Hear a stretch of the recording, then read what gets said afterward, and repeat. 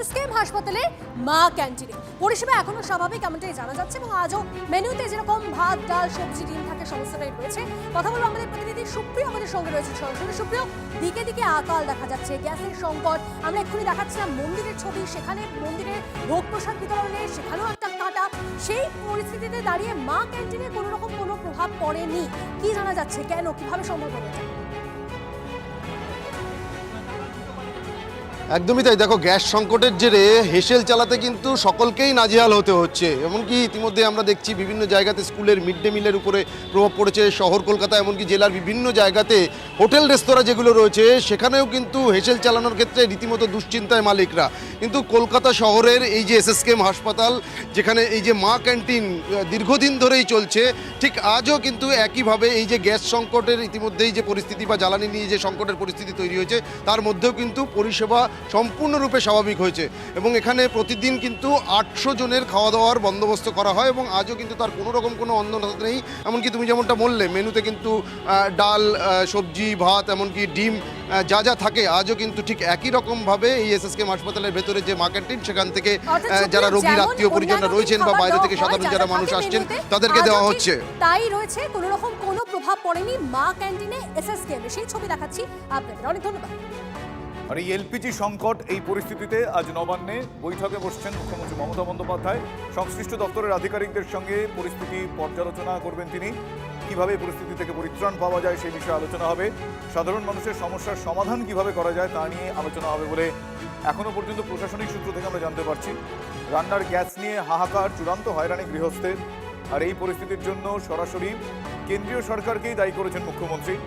আগামী সোমবার রাজপথে প্রতিবাদ মিছিল করবেন মমতা বন্দ্যোপাধ্যায়। তার আগে আজকে সংশ্লিষ্ট দপ্তরের আধিকারিকদের সঙ্গে পরিস্থিতি নিয়ে পর্যালোচনা করতে এই বৈঠক করবেন মুখ্যমন্ত্রী মমতা বন্দ্যোপাধ্যায়। তার কারণ এলপিজি সংকট সাধারণ মানুষের কতটা সমস্যার মধ্যে ফেলেছে, সেই সমস্যার সমাধান কোন পথে আসে, পরিত্রাণ কোন পথে আসে, সেই যাবতীয় বিষয়গুলো নিয়ে আলোচনা হবে বলে প্রশাসনিক সূত্রে জানা যাচ্ছে।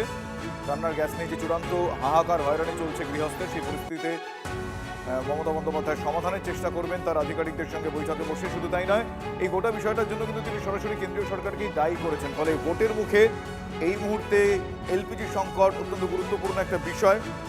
আগামী সোমবার রাজপথে এর বিরোধিতা করে প্রতিবাদেও সামিল হবেন মমতা বন্দ্যোপাধ্যায়, সেটা তিনি আগেই জানিয়ে রেখেছেন।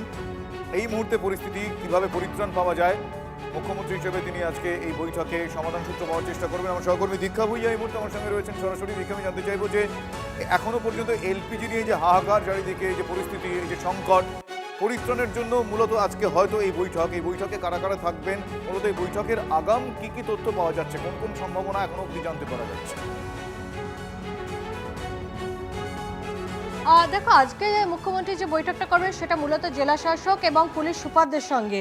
গতকাল মুখ্যমন্ত্রী সৌজন্যে যে বৈঠকটা করেছিলেন সেটা এলপিজি যত ডিলার রয়েছেন তাদের সঙ্গে এবং যে সমস্ত তেল সংস্থাগুলি আমাদের এখানে গ্যাস সরবরাহ করে থাকেন তাদের কর্মকর্তাদের সঙ্গে।